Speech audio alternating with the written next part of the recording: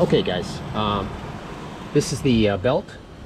We just hosed off the cover and the air duct coming, let's see, that would be coming into it.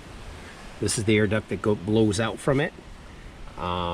This is the apparatus. You screw this on right here and you can change the belt.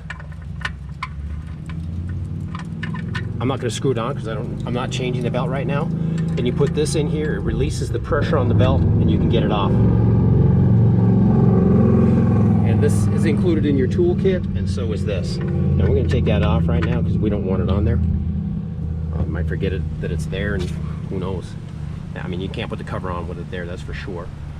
But we are going to get the compressor out and we are going to blow this down. This is a 2018 Can-Am Maverick X3XRS. And this is the belt replacement or belt cleaning area.